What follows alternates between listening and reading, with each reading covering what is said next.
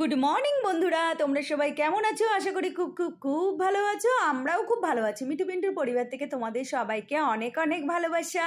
তো বন্ধুরা, চলে আসলাম নতুন একটা দিন নিয়ে, নতুন একটা সকাল নিয়ে, নতুন একটা ভিডিও নিয়ে। তো বন্ধুরা, ভালোই ঠান্ডা পড়ে গেছে বলো। এবার সকালবেলা না ঘুম থেকে উঠতেই ইচ্ছা করছিল না, কম্বল ছাড়তেই ইচ্ছা করছিল না। অনেক কষ্ট করে কম্বলটা ছেড়েছি। তো যাই হোক, তাও কম্বল ছাড়লাম কটা, 9:10-এ ছাড়লাম। তো পিন্টুদা 9:30-টার মধ্যে আসবে আবার চা খেতে, তাই ভয়তে পড়ে তাড়াতাড়ি উঠে গেছি, তা নাহলে আবার এসে আমাকে মুখ করবে।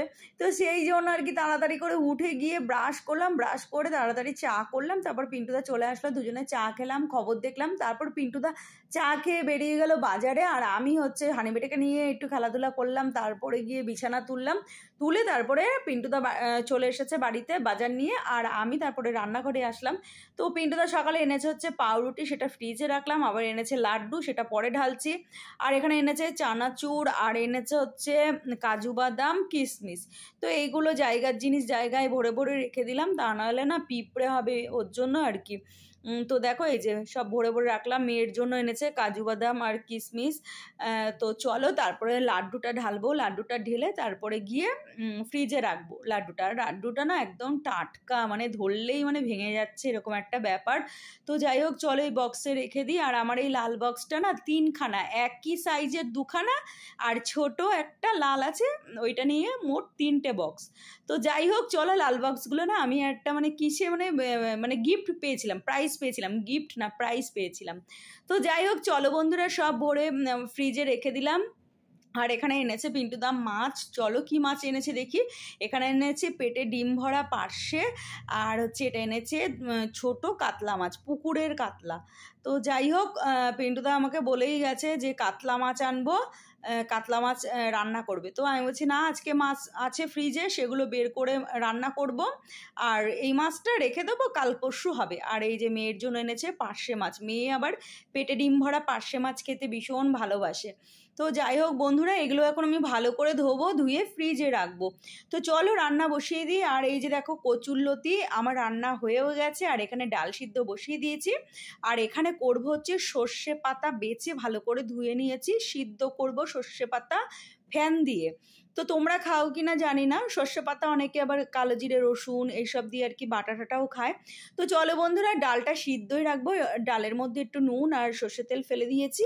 আর এখানে দেখো বসিয়ে দিয়েছি ডিমের ঝোল। তো ডিমের ঝোলটা রাতের জন্য করে রাখছি। রাতে আজকে রুটি খাওয়া হবে। তো পিন্টুদাকে বলেছি রাতে রুটি কিনে আনবে, আর আমি বড় করে 2টো করে ডিমের ঝোল আর আলু বেশি করে দিয়ে করে রাখছি। তো এটা রাতে খাওয়া হবে। আজকাল সেরকম সবজি টবজি করবো না। তো এই ব্যাপার স্যাপার। চলো, ডিমের ঝোল হয়ে গেছে, গরম মশলা দিয়ে নামিয়ে ফেলেছি। তো এখন দেখো, এই যে পিন্টুদা মাছ আনার সময় এই সবজি কটা এনেছিল, মানে 2 আঁটি মূলো শাক, একটু কচু, আর বেগুন। তো এইগুলো আবার একটু গুছিয়ে টুচিয়ে রাখতে হবে ফ্রিজে, এই আর কি। তো মূলো শাক, কচি কচি মূলো শাক খেতে না ভীষণ ভালো লাগে, জানো তো বন্ধুরা। একটা পিঠালি বলে একটা জিনিস হয়, সেইটা খেতে ভীষণ ভালো লাগে কচুর শাকের। কচু শাক না, কি যেন, মূলো শাক।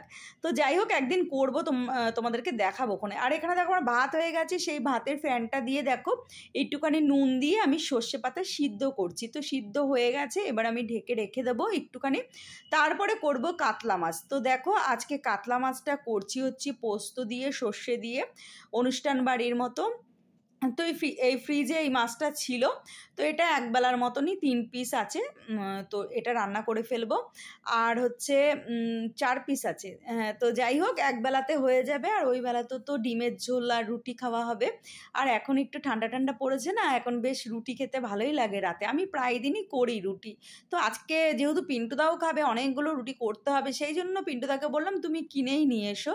তো যাই হোক বন্ধুরা, চলো, হয়ে গেছে আমার কাতলা মাছের কাই কি বলবো, এটা সাদা সাদা আর কি। যাই হোক, পোস্ত সর্ষে টর্ষে দিয়ে। তো কাতলা মাছটা খেতে না খুব ভালো হয়েছিল, জানো তো বন্ধুরা। আজকে না ইউটিউব দেখে কাতলা মাছটা করলাম। তো নামানোর আগে দেখো একটু ধনেপাতা দিয়ে দিয়েছি, সর্ষের তেলও দিয়েছিল, কিন্তু আমি আর দিইনি। তো চলো, হয়ে গেছে আমার রান্না বান্না কমপ্লিট। তো এবার আমি নামিয়ে ফেলবো। তো অসাধারণ হয়েছিল বন্ধুরা, জানো, এই কাতলা মাছের ঝোলটা খেতে দারুণ হয়েছিল। আমার মেয়ে বর সবাই বলছিল যে খুব ভালো হয়েছিল। তো চলো, আজকের মতো ভিডিওটা এখানেই শেষ করি। টাটা।